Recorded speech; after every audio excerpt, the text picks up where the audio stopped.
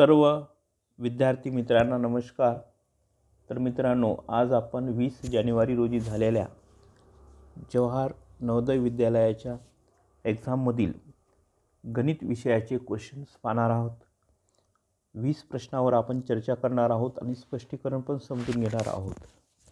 तर मी इथं स्पष्टीकरण अगोदरच तयार करून ठेवलेलं आहे की कमीत कमी वेळामध्ये तुम्हाला सांगणं व्हावं।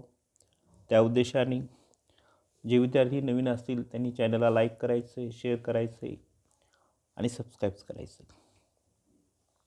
बघा, 41 नंबरचा प्रश्न आहे। जर आपण 1 ते 100 पर्यंतच्या सर्व संख्या लिहिल्या तर 9 हा अंक किती वेळा येईल? तर बघा, यामध्ये 1 हा अंक 21 वेळा येतो आणि बाकीचे अंक 20 वेळा येतात, म्हणजे 9 हा 20 वेळा येतो। त्यामुळे त्याचं उत्तर आहे बी।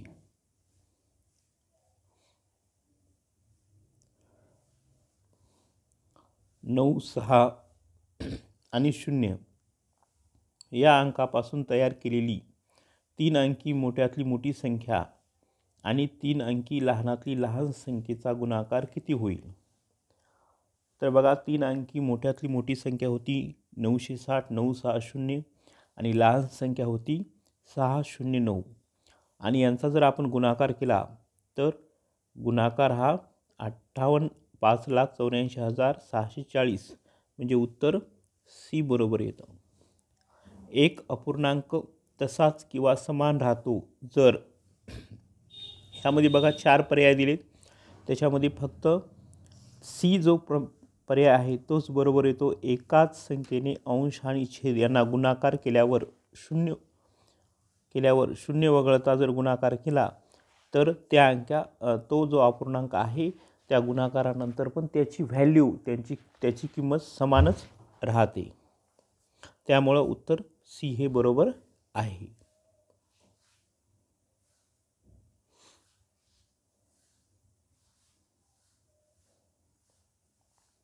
त्यानंतर 44 नंबरचा प्रश्न आपण पाहूया। जर 4392 भागिले 3.66 बरोबर 12 असेल तर 4439.2 भागिले 36.6 बरोबर किती? तर यामध्ये एक दशांश चिन्ह वाढवलेलं आहे, 439.2 दशांश केलं, त्यामुळे दशांश चिन्हाच्या जर आपण वाढवलं तर त्याच्यामध्ये काय होईल की एक चिन्ह वरचे जे 1200 आहेत ते 12 होतील। त्याच्यामुळे उत्तर जे आहे ते ए बरोबर आहे। याच्यामध्ये ए पर्याय।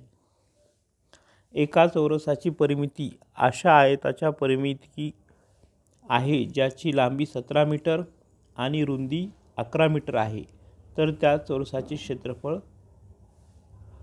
किती आहे? बघा, एक चौरस आपण इथं काढला आहे, त्याची लांबी 17 मीटर आहे, रुंदी 11 मीटर आहे। सर्वप्रथम आपण चौरसाची परिमिती काढू।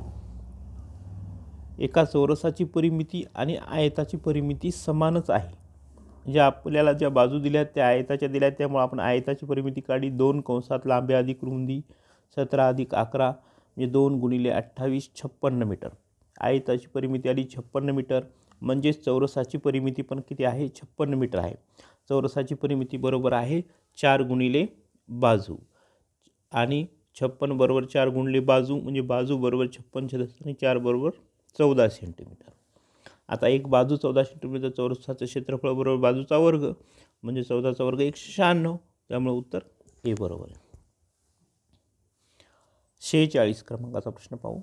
30 किलो मिठाईतून 2/3 किलो वजनाचे मिठाईचे किती बॉक्स तयार केले जातील? 2/3 म्हणजे 0.66। जर तुम्ही 30ला 0.66 भागलं तर त्याचं उत्तर 45 येतं, म्हणजे डी उत्तर बरोबर आहे। 47 नंबरचा प्रश्न पाहूया आपण।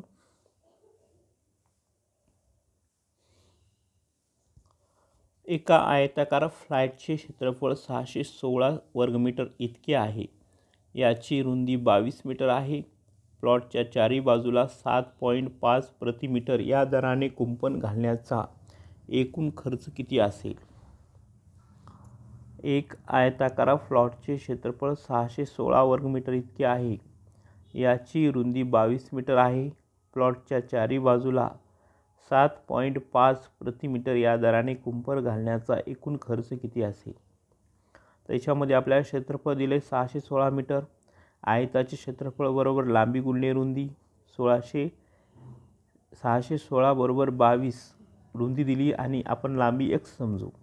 x बरोबर 616 छेदस्थानी 22 म्हणजे 28 उत्तर येतं ह्याचं. म्हणजे आपल्याला लांबी आहे ती 28 भेटली, रुंदी 22 आहे. परिमिती बरोबर 2 कंसात लांबी अधिक रुंदी 2 म्हणजे 28 अधिक 22 50 100. 100 मीटर हे काय झालं, परिमिती आली आयताची. आणि एका मीटरला 7.5 रुपये म्हणजे 7.5 रुपये खर्च येणार आहे. म्हणजे 100 गुणिले 7.5 बरोबर 750 रुपये. म्हणजे उत्तर डी बरोबर आहे. 31.716 हा पूर्णांक रूपांतरित करा. यामध्ये 31 दशाला तसे ठेवायचे आपण आणि 716चं ह्याचं रूपांतर तुम्हाला करायचं आहे. तर त्याचं उत्तर तुम्हाला भेटन 716चं रूपांतर केले कीच. 716 बघा, दशांश दिला इथं शून्याला 16 6 राहिले, पुन्हा शून्य दिला 6×48 म्हणजे 31.43 म्हणजे सी उत्तर बरोबर आहे. बघा, जर a छेद b अपूर्णांकमध्ये जिथे a बरोबर b वजा 3 आहे, a अधिक 10 छेद b बरोबर वजा a छेद b बरोबर 10/7 आहे, तर a छेद b किती आहे?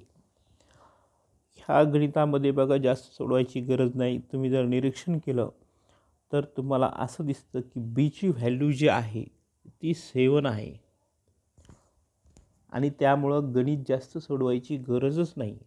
आपल्याला 7 इथं छेदामध्ये फक्त एकाच ठिकाणी आहे सीमध्ये, त्यामुळे सी उत्तर डायरेक्ट लिहून टाकायचं आहे. 51 बघा, एका वस्तूला 2540 मध्ये विकल्यानंतर होणारा लाभ त्याच वस्तूला 1850 मध्ये विकल्यानंतर होणाऱ्या तोट्या इतकाच आहे, तर वस्तूची किंमत किती आहे? तर याचं उत्तर तुम्ही जर सोडवलं तर तुम्हाला 2150 हे उत्तर मिळतं. तुम्ही सोडून पहा. एका मशीन एका मिनिटात 12 पानं छापू शकते, तर 5760 पानाच्या छपाईसाठी किती वेळ लागेल? बघा, मिनिट आणि पान दिलेत. एक पान 12 मिनिटे, तर x पानं x मिनिटात किती 5760 पानाला किती लागते? तर क्रॉस गुणाकार करणार आहेत आपण. 12x बरोबर 1 गुणिले 5760, x बरोबर 5760 छेद 12 480. 480 मिनिट आली. आपल्याला 1 तास बरोबर 60 मिनिट, तर 480 भागिले 60 म्हणजे 8 तास. तर उत्तर किती येईल? बी. एका पुस्तकाची किंमत 100 रुपये आहे. पुस्तक विक्रेता 3 पुस्तके 275 रुपयात विकतो, तर झालेला नफा किंवा तोटा किती? एक पुस्तक 100 रुपये, 3 पुस्तक 300 रुपये. विक्री किंमत किती आहे? 275 रुपये. म्हणजे 300मधून 275 वजा केले तर 25 रुपये तोटा होतो. एकदम सिंपल असं गणित आहे. तर बघा, हे जे वरचं गणित आहे हे आपल्याला सोडवायचं, गुणाकार करून घ्यायचा अपूर्णांकाचा. पूर्णांकयुक्त अपूर्णांक, पूर्णांक अपूर्णांक करायचा. अपूर्णांकामध्ये करायचा आहे 43/8 येतात. 8×45 आणि 3×43 गुणिले 8×8 = 65/8 वजा 8×24 आणि 25/8 आणि 45/8 असा आला. तर आता हे खालचं 8×8 केलं, 43 गुणिले 65 वजा 25 गुणिले 45/64. तर ह्याचा गुणाकार जर तुम्ही केला, हे इकडं मी करून दाखवला आहे बघा बाजूला, तुम्ही चेक करा वाटलं तर. इकडे एक केला आहे, इकडे एक केला आहे आणि इथं वजाबाकी केली, तर 1670/64 हे जर सोडवलं तुम्हाला 26.09 असं उत्तर मिळतं. त्याच्यामुळं 26 हे उत्तर ह्याचं अप्रॉक्सिमेट बरोबर. 30,009 म्हणजे 3 10,000 आणि 9 एकदा, हे सरळ सरळ उत्तर आहे. सुमितचे वजन 107 किलोग्रॅम आणि संजयचे वजन 82 किलोग्रॅम आहे, तर दोघांचे वजन नजीकच्या दशकापर्यंत विचारात घेतले तर दोघांच्या वजनातील तफावत किती असेल? तर 20 किलोग्रॅम निघतं बघा. 107/82 वजा 82, तर उत्तर येतं 25. 25 हे 20च्या जवळ आणि 30च्या मधोमध येतात, पण 20पासून 25पर्यंत 5 होतात आणि 25पासून 30पर्यंत 6 होतात. त्याच्यामुळे 20 हे जास्त जवळ आहे. तर याच्यामध्ये बघा, जर दोन कोणाची बेरीज एक विशाल कोन आहे तर पुढीलपैकी कोणता पर्याय अशक्य आहे? तर याच्यामध्ये